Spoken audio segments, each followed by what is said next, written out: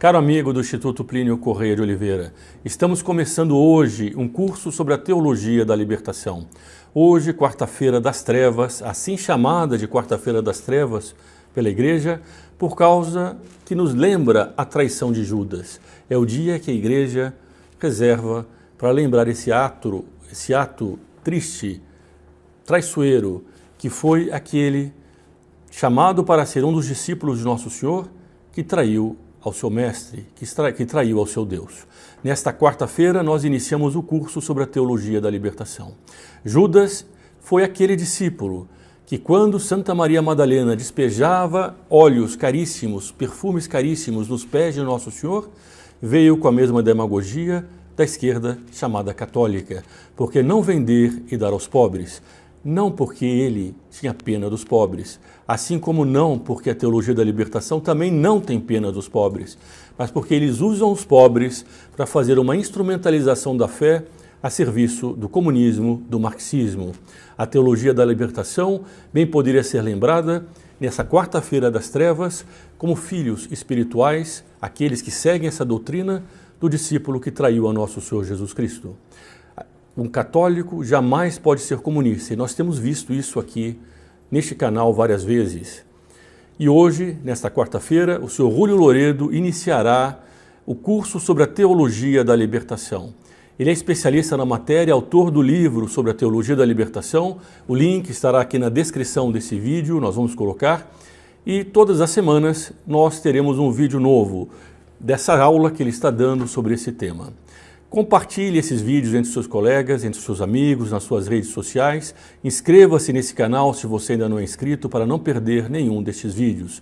E se você puder, ajude esse canal a continuar esse importante apostolado, denunciando aqueles que, a serviço do marxismo, querem se apresentar como católicos. De católicos, eles não têm nada. Se você puder, seja membro do canal. Aqui na descrição há um pequeno botão, um pequeno link. Seja membro. Clique nesse link para ver como você pode ajudar esse trabalho que este canal está realizando para desmascarar esses marxistas que se apresentam como católicos. Boa tarde, eu sou Júlio Loredo, eu sou peruano, mas morei muito tempo, mais de 15 anos no Brasil, concretamente em São Paulo. Eu moro na Itália, em Milão, onde sou presidente da Associação Tradição, Família, Propriedade, a TFP, inspirada e fundada pelo Sr. Dr. Plínio Correia de Oliveira. Foi precisamente os amigos do Instituto Plínio Correia de Oliveira do Brasil que me pediram que faça uma série de vídeos explicando um pouco para o público brasileiro o que é a Teologia da Libertação. Teologia da Libertação. É bom me basar num livro que escrevi poucos anos atrás, que foi lançado até no Brasil. Esta é a edição Teologia da Libertação, um salva-vida de chumbo para os pobres. Eu vou fazê-lo em várias lições. Eu acho que vão ser umas 8, 9, 10 lições. Vejamos como se desenvolvem as coisas. Eu primeiro tenho que dizer o seguinte: a teologia da libertação, quando a gente fala da teologia da libertação, às vezes vem a ideia, mas isso é coisa do passado, isso é coisa dos anos 70, isso é coisa da época de Dom Helder Câmara, de Monsenhor Casaldáliga, etc. E parecia que a coisa fosse assim mesmo, no sentido que, condenada pelo Papa João Paulo II, sem o modelo do comunismo que eles tinham, o chamado socialismo real, a União Soviética, Cuba comunista, etc., parecia que a teologia da libertação era já parte da história.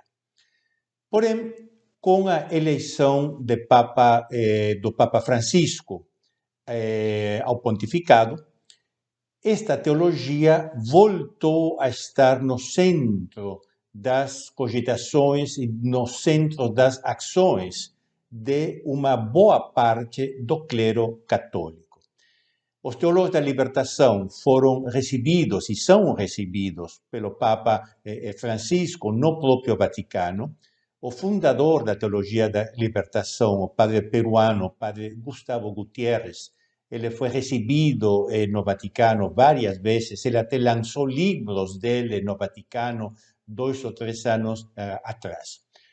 E agora que, concretamente no Brasil, a esquerda se está de novo articulando, a esquerda se está de novo organizando, sobretudo agora que o Lula está livre e, portanto, eles poderiam ter um candidato para apresentar nas próximas eleições. Toda esta questão, todo este problema da teologia da libertação volta a estar à tona.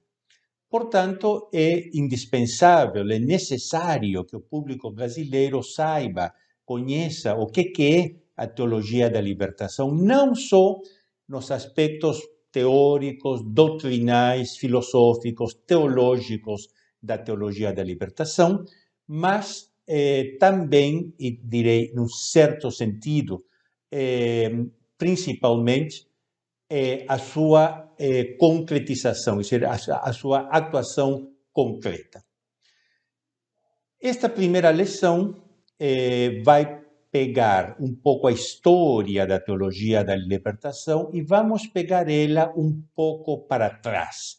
Porque, ponto 1, a teologia da libertação não nasceu na América Latina nos anos 60 como resposta católica aos problemas de pobreza, aos problemas de opressão que eles dizem, não nasceu como uma resposta católica para procurar a libertação dos pobres.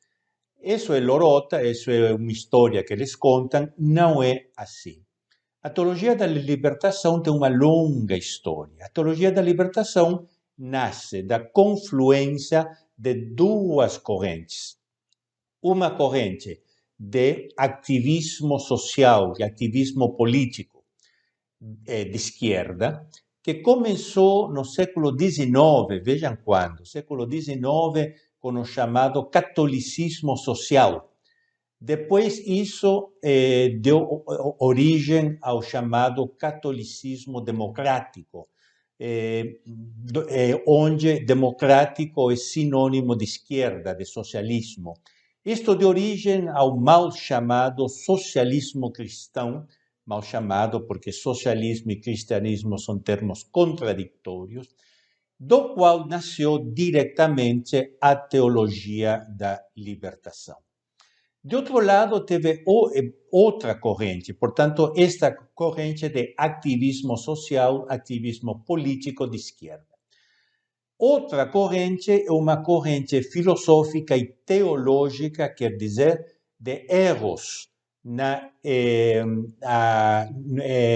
dentro da igreja, erros na religião, que começou como catolicismo liberal no século XIX. De origem lá pelos fins do século XIX, primeiros anos do século XX, ao chamado modernismo, o qual deu origem depois, já nos anos 30, 40, 50 do século passado, à chamada Nouvelle Théologie, nova teologia, da qual nasce diretamente a teologia da libertação. Portanto, catolicismo liberal, modernismo, Nouvelle Théologie, teologia da libertação. Estas duas correntes, a sociopolítica e a filosófico-teológica, estavam intimamente ligadas, estavam intimamente unidas, se alimentavam uma da outra. Portanto, estamos falando de uma só corrente, que não é outro que o processo revolucionário do qual fala o professor Plínio Corrêa de Oliveira no seu livro Revolução e Contra-Revolução, que se manifesta, de uma parte, no campo social e político, de outra parte, no campo filosófico-teológico.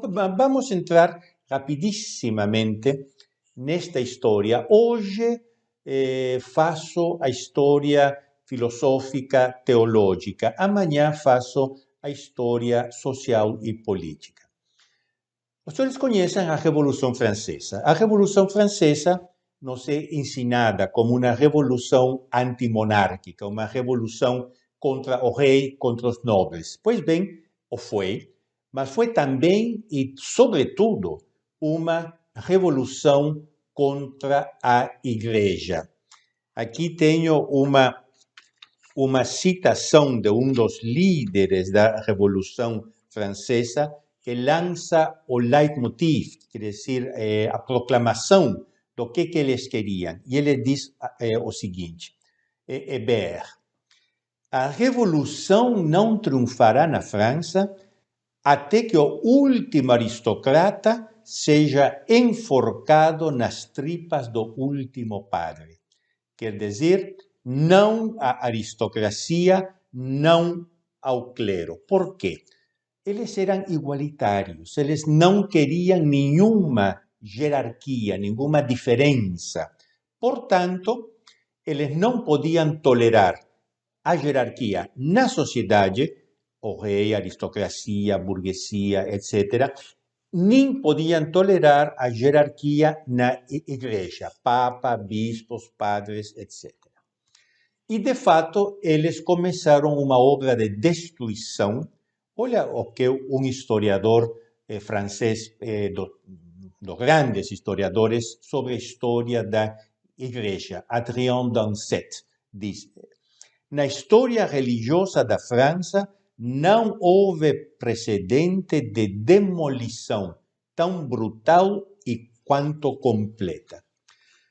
Bom, a Igreja Católica condenou a Revolução Francesa, os papas da época, Pio VI, Pio VII, condenaram a Revolução Francesa, condenaram as doutrinas da Revolução Francesa, o liberalismo e o igualitarismo.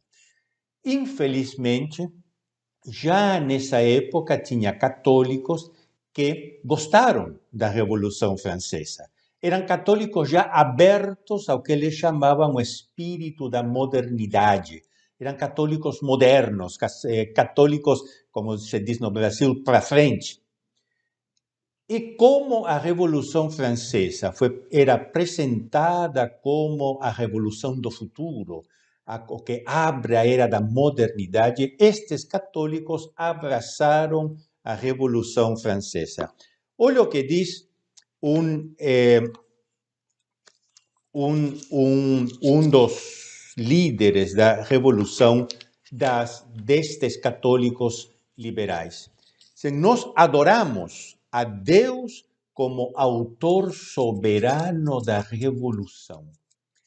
Deus é o autor da Revolução. Isto parece um teólogo da libertação, isto parece o Frei Beto, parece o Frei Boff, não?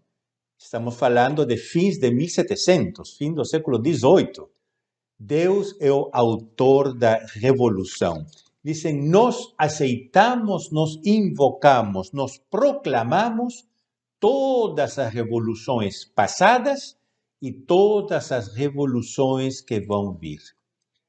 O único, depois tem outro, Félicité de Lamennais, que diz, o único pecado da Igreja Católica é não ser revolucionária.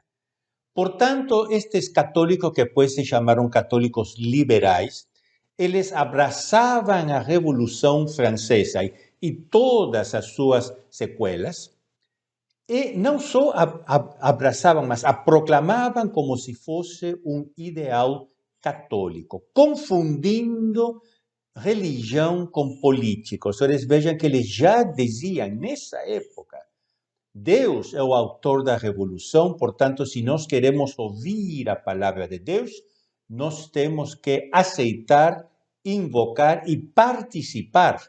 Atenção, participar na revolução. Pois bem, este catolicismo liberal foi condenado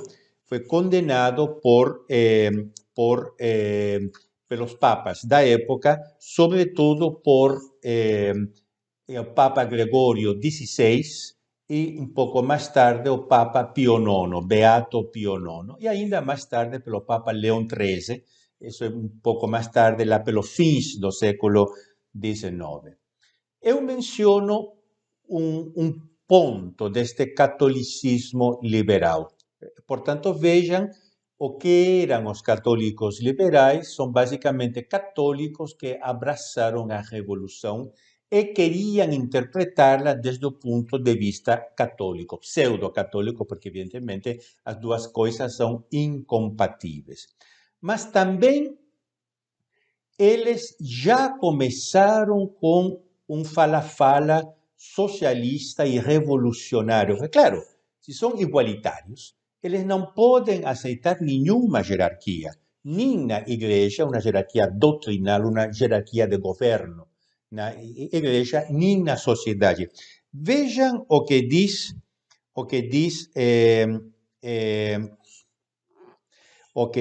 o chefe do catolicismo liberal, já estamos no 1830. Ele diz, depois da recente revolução, restam apenas a burguesia e o povo, a classe que compra o trabalho e a classe que deve vender. Nós já vemos o ódio implacável dos proletários que se adensa sobre as cabeças dos capitalistas, à espera que baixem a guarda. A revolução vem. Isto parece um proclama comunista, uma proclamação comunista. Isto aqui foi escrito 20 anos antes do Manifesto Comunista de Marx e Engels. Os senhores lembram que Marx e Engels lançaram o Manifesto Comunista em 1848. Pois bem, eu vou para frente, porque estou dando muito rapidamente a história, as raízes históricas da teologia da libertação. Lá pelo fim do século, teve o pontificado de Leão XIII, um papa excelente quanto à doutrina, mas um papa um pouco tolerante, um pouco dialogante, um pouco aberto. Este clima de otimismo, este clima de abertura, estamos falando já de 1890, 1895, de origem a que toda uma série de católicos dissessem, bom, vamos para frente, vamos abraçar a modernidade como ela é agora. Ora, para abraçar esta modernidade, a gente tem que mudar a doutrina católica, que não dá para ter a igreja tradicional com o mundo moderno. Portanto, eles lançaram um movimento que depois, poucos anos mais tarde, Papa São Pio X condenou e chamou de modernismo, e disse que era a síntese de todas as heresias. Olha só, na verdade, este é o líder do modernismo, um tal de Alfred Loisy, francês. Ele diz, na verdade, toda a teologia católica, os princípios fundamentais da filosofia geral da religião, a lei divina, o próprio dogma e o nosso conhecimento de Deus tem que se submeter ao Tribunal Supremo da Modernidade para ser condenados. Vejam como é forte. Condenado a toda a teologia católica, condenada pela modernidade. Os princípios fundamentais da filosofia católica, os princípios fundamentais da religião, a lei divina, está aqui escrito, meus senhores e minhas senhoras. A lei divina tem que ser julgada pelo Supremo Tribunal da Modernidade para ser condenada.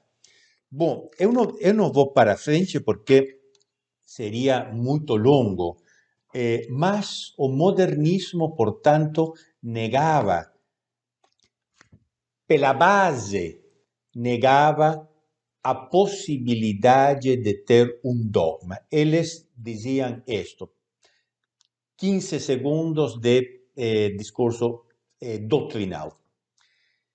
Eles diziam, o que é Deus? Deus não é um ser lá em cima, um ser transcendente, um ser absoluto. Deus está dentro de nós, gente. Deus está dentro de nós. é uma sensação de um fluxo divino que nós temos dentro de nós. O conhecimento por sensação deste divino que eles chamavam imanente, essa é a religião. Ora, eu posso ter um sentimento religioso, você pode ter outro sentimento religioso, os colombianos podem ter outro sentimento religioso, então o sentimento religioso muda. Se o sentimento religioso muda, a religião muda, porque não tem uma só religião. É por isso que São Pio X, quando condenou, disse, esta não é uma heresia, é a síntese de todas as heresias, porque eles põem o machado na raiz.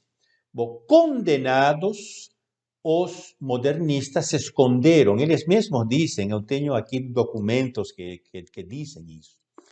Eles se esconderam no que eles mesmos chamaram uma maçoneria católica. São Pio X também disse, eles se têm reunido de novo num clandestinum fedus, uma liga clandestina. Esta liga clandestina, esta maçoneria católica, continuou a trabalhar em secreto nos anos 20, nos anos 30, e deu origem a toda uma nova onda de heresias teológicas e filosóficas que nos anos 40, 1944 concretamente, Papa Pio XII chamou de Nouvelle Théologie, nova teologia. O que diz a Nouvelle Théologie? Deus está na história. Deus se manifesta na história e, portanto, para ouvir a voz de Deus, nós temos que entrar na história e, concretamente, onde a história está sendo feita, portanto, nas revoluções. Bom, e eu acabo, os senhores e as senhoras me perdoem se eu fui rápido demais, mas, como eu disse, eu estou fazendo uma síntese para poder entrar depois na teologia da libertação. Toda a primeira geração da teologia, de teólogos da libertação, estudaram com estes novos teólogos, com estes da Nouvelle Théologie.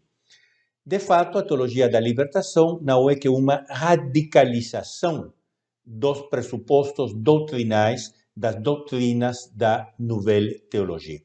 Portanto, eu acabo, catolicismo liberal, condenado pelos papas, modernismo, condenado pelos papas, Nouvelle Théologie, condenada por Pio XII, teologia da libertação, condenada depois por João Paulo II.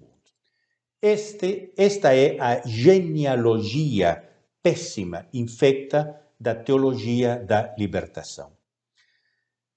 Não me resta que saudar a todas as senhoras, todos os senhores, e nos damos cita para um próximo vídeo, no qual falarei da história, das raízes da teologia da libertação em campo social e político. Para todos, de Júlio Loredo, boa tarde.